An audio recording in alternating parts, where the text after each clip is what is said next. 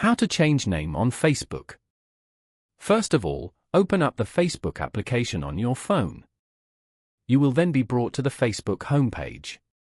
Here, you can view pages and friends' posts. On this page, go to the bottom panel and tap on Menu. Over here, scroll down and go to Settings and Privacy.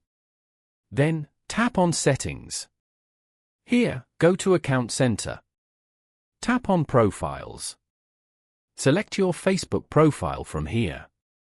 Now, tap on Name. You can change your profile name from here.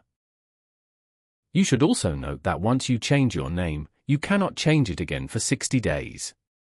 Following these steps, you can easily change name on Facebook. Thank you for watching. Please leave a like if this tutorial helped you, or leave a comment below if you have any questions related to the video.